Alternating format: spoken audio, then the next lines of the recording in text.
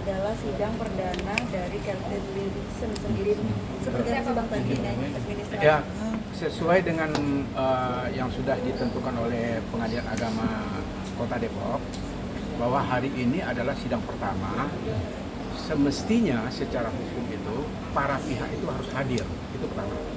Terus kemudian karena kedua belah pihak, baik Ibu Catherine maupun Pak Idam tidak hadir hari ini, maka majelis hakim hanya menyampaikan dan memeriksa dari bukti-bukti kebenaran dari pengajuan gugatan itu pertama. Terus kemudian pengecekan berkas dokumentasi daripada lawyer itu apakah sudah memenuhi syarat atau belum dalam hukum beracaranya. Poinnya itu. Nah, karena para pihak ini tidak hadir, maka majelis hakim menunda sidang ini 2 minggu kemudian. Kenapa 2 minggu? Karena tergugat keberadaannya ada di Sulawesi Selatan. Gitu. Jadi itu pengiriman itu cukup waktunya panjang dan jauh di luar Pulau Jawa. Itu persyaratannya tidak mungkin 1 minggu. Kalau dikhawatirkan 1 minggu nanti akan tidak sampai panggilan itu kepada tergugat. Itu aja poinnya. Bang, alasan Catherine menggugat cerai Idam apa sih? Apa karena nggak kasih nafkah dan kenapa nggak hadir? Nah, pertanyaan pertama, alasan mengajukan gugatan itu dikarenakan karena kehidupannya sendiri sudah terpisah. Catherine ada di Jakarta, suaminya sebagai legislator di Sulawesi, anggota dewan, dan mungkin ini punya kesibukan masing-masing, dan akhirnya mereka bersepakat atau bagaimana saya kurang paham detailnya, mereka Catherine balik ke rumah orang tuanya di Depok dan Pak Idam masih tetap di Sulawesi Sintang. Itu. Ada cekcok berarti? Kalau namanya percekcokan dalam rumah tangga, tentunya ini kan jelas dengan tidak satu rumah dan sudah pisah, ranjang pisah rumah dan tidak tinggal dalam satu atap, itu sudah dipastikan bahwa mereka sudah tidak ada keharmonisan sebagaimana yang diatur dan ada kesesuaian dengan Undang-Undang Nomor 1 Tahun 74. Rumah tangga itu berdasarkan ketuhanan Yang Maha Esa, harmonis dalam membina rumah tangga. Untuk pisahnya sendiri sudah berapa lama? Kalau pisahnya sendiri sudah lebih kurang hampir setahun lebih kurang. Gitu. Berarti dari awal pernikahan emang udah pisah ya? Tidak, kalau pernikahannya kan memang 1 tahun. Ini perkiraan yang disampaikan ke saya itu kurang lebih, atau itu memang pertama Catherine ini kan lebih banyak tinggal di Jakarta dibanding tinggal di Sulawesi sana gitu lah. Bang, tapi ada yang menyebut katanya tidak ada pemberian nafkah dari Pak Idam sendiri, itu gimana sih? Jadi salah satu alasannya, apa benar?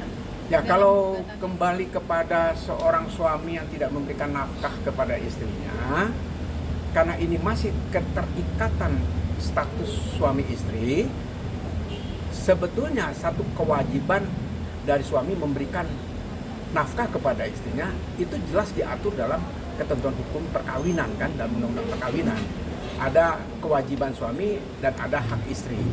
Nah, ini kalau saya katakan apakah memberikan nafkah atau tidak, ini masih kerahasiaan dalam materi daripada substansi perkara. Nah, kalau saya bocorkan ini, artinya saya sebagai profesi sebagai lawyer terlalu membuka peristiwa hukum antara mereka berdua.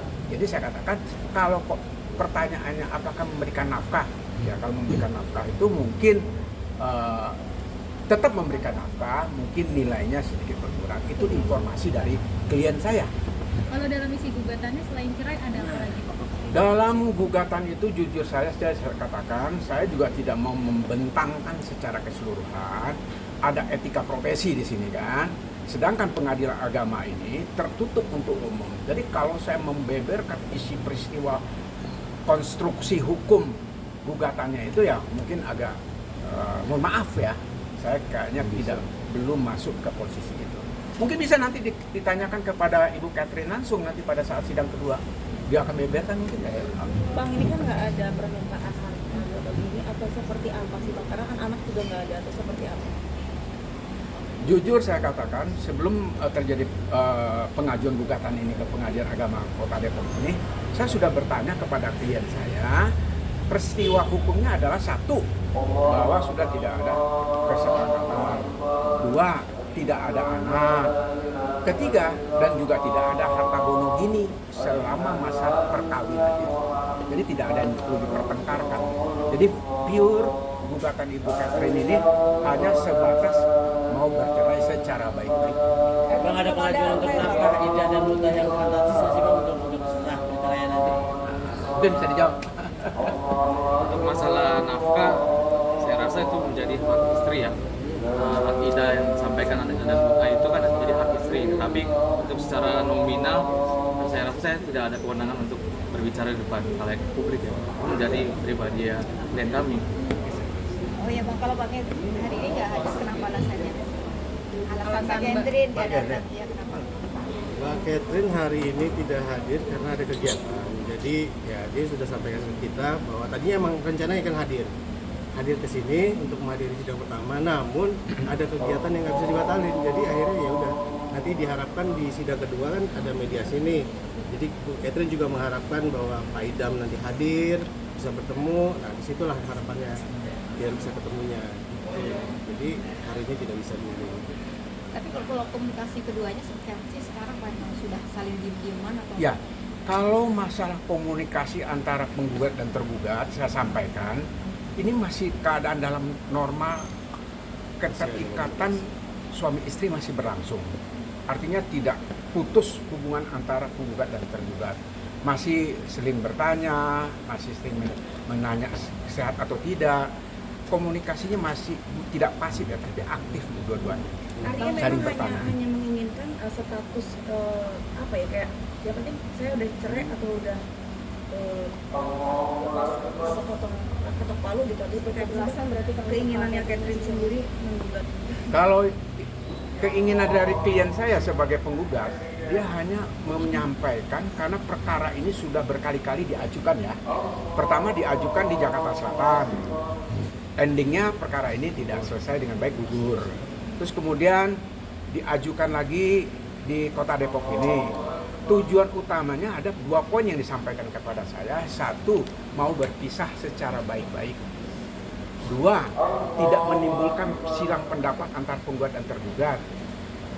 Ketiga, bahwa rumah tangga ini sudah keadaannya tidak mungkin dipertahankan menurut Ibu Catherine sebagai penggugat karena sudah terpisah rumah, terpisah pulau ya, apa terpaut jarak juga. Nah, dia bersikap ya sudahlah, kita bercerai aja secara baik-baik. Artinya memenuhi standar dari hukum agama maupun hukum negara yang dicari oleh Ibu Catherine. Bang, salah satu alasannya karena mereka LDR jadinya mengajukan cerai atau gimana? Ya. Bang, awalnya kan mereka memang sepakat untuk LDR kan. Kita kan pertama nikah itu dia sepakat kayak begitu, dan mereka juga saling berbagi pindah dari Jakarta ke Sulawesi dan gantian gitu, kayaknya harmonis. Tapi dari ini siapa yang lebih egois untuk kemudian keduanya akhirnya bersama? Kalau untuk masalah tempat tinggal, saya rasa sudah kesepakatan bersama ya. Tapi kan ini karena ada pekerjaan masing-masing di wilayah masing-masing. Jadi Ibu Catherine ini klien kami ada pekerjaan di Depok atau di Jakarta, jadi lebih memilih tinggal di Depok. Dan Pak Idam ini kan ada kepentingan dia berpekerjaan di Sulawesi Selatan. Jadi itu poin. Itu masuk gugatannya berapa? Untuk masuk gugatan ini kita susukan awal Desember. Buat Catherine langsung apa lewat pengacara? Melalui kuasa hukumnya kami. Oke, Bang, Audio, Sidang selanjutnya kapan, tanggal berapa? Kenapa? Untuk yang kelanjutan sidang selanjutnya. Sidang selanjutnya itu sudah ditetapkan oleh Majelis Hakim tanggal 24 Januari dan atas perintah Majelis Hakim wajib Ibu Catherine ini hadir. Dan itu hal yang disampaikan oleh Majelis Hakim kepada saya selaku kuasa hukum. Dan juga untuk tergugat Pak Idam Masih itu akan dipanggil langsung oleh Pengadilan Agama Depok ke Sindrap, Sulawesi Selatan. Oke. Bang, nama satu-satu.